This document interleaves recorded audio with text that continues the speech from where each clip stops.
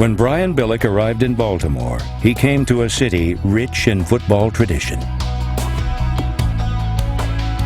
For decades, the Colts had made the town proud, and fans worshipped stars like John Unitas and Hall of Famers Gino Marchetti and Lenny Moore.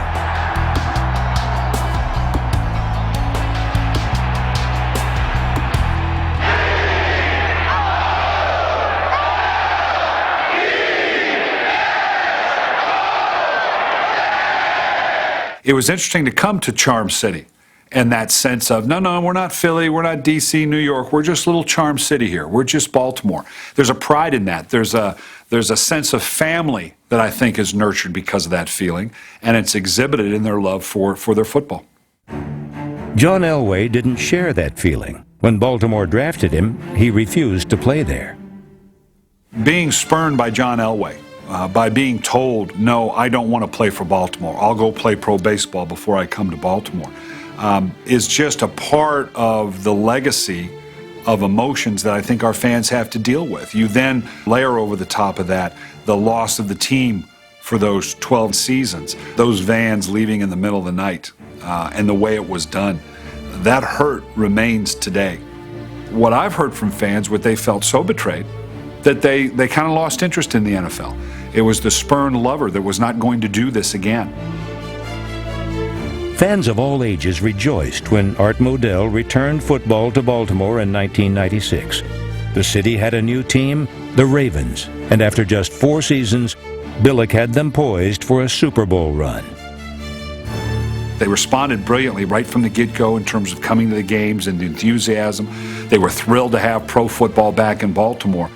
But it probably wasn't until the 2000 season, until the championship year, that it was no longer Colt football, then Raven football. I think the championship allowed them to make it just Baltimore football.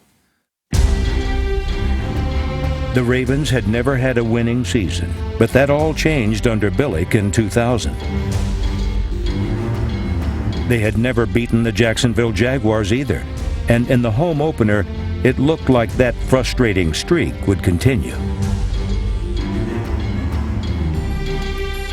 I remember telling the team coming out at the half, at that point, certainly the fight in you wants to come back, but as a coach, you have to realistically look at what can we salvage from this at the very least. And the mentality was, we are going to determine, win or lose, what kind of team we are for this year based on how you play in the second half. Baltimore erased a 16-point deficit and roared back to win in the final minutes on a Tony Banks to Shannon Sharp touchdown pass. Finally beating the Jaguars did wonders for the Ravens' psyche. But in October, their resolve was tested when the offense failed to score a single touchdown. It was up to Billick to help his team endure the drought and to keep them united. Tony, who's primary on Cincy? The backside slant's a score. We had 3 plays a yard and we got nothing. Well, I know we sitting over here. That's when the finger pointing is going to begin. And you have to do everything you can as a coach to make sure that they don't do that. That you basically hold that mirror up to them, and if need be on a daily basis to say, don't be that guy. Don't be the one that takes that momentary release of tension and point the finger elsewhere, because it's the only way we're going to get through it as a team.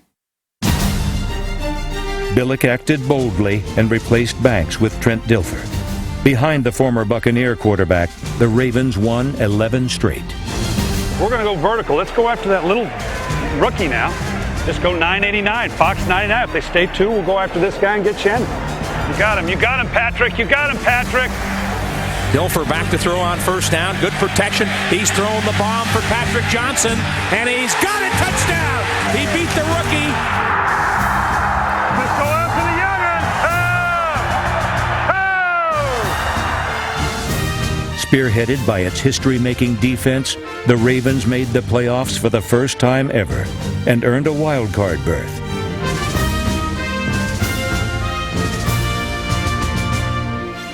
They rolled over the Broncos, then found a way to win a hard-fought battle in Tennessee. Kick is blocked. Kick is blocked, and it's caught.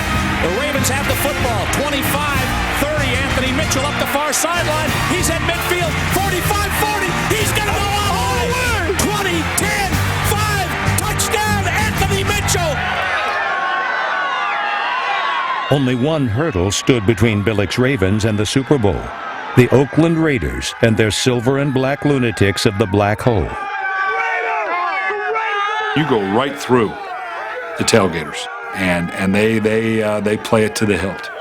I'll never forget, there was an elderly-looking grandmother-ish, 60-ish, with, I'll guess, a 10, 11, 12-year-old, can only assume granddaughter, both in full Raider regalia, both flipping the bus off as we went by. You know, that good family entertainment they got going out in the Black Hole. In the AFC Championship game, Baltimore was tougher than anything Oakland and their Legion could dish out. They knocked quarterback Rich Gannon out of the game and dominated from start to finish.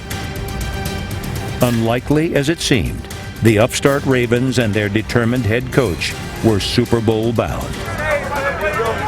What it takes, man. We're not done. I know. We got one more game. But we got some fun along the way. Hell yeah. In Super Bowl 35, the New York Giants were the opponent. Billick knew that the might and speed of his defense would destroy them. In the tunnel just before we went out for the introductions, I went up to Ray and told him, they don't know what they're in for. They don't know what we're about. Let's make that happen tonight. You're going to give it to them too, aren't you? Led by Ray Lewis, the defense allowed just 152 yards and forced 5 turnovers. A Trent Dilfer touchdown pass to Brandon Stokely sparked Baltimore to an easy 34-7 victory. The outcome was so certain that Billick even had time to attempt to ward off his Gatorade dousing. World champ. How about that, baby? How you feel? Hey, that's all right. Matt Kavanaugh's son was a equipment guy for us, helping out, and I tried to solicit Andrew, my buddy, to go empty out all the coolers, but he was going to have no part of it. Andrew, come here. I want you to go empty out all the water containers. No, you better. Andrew, What's in it for who's me? in charge here? What's in it for me? What's in it for you? Oh, it's too cold. Oh, I wasn't going to let you get me either. Brian Billick's 2000 Odyssey ended in a sea of confetti. He and his Ravens were world champions. It's incredibly humbling. The concept of team, sacrifice, discipline, it is all theory until you're able to stand on that podium and that trophy's put in your hand and it all comes rushing to you of just how many competent, capable people it took for you to be standing there holding that trophy. And that's why we all fight so hard to go back to it, because there's not another time like it. That's what you covet. That's what you want to get back to. That's what you fight so hard to get back to as a player and a coach.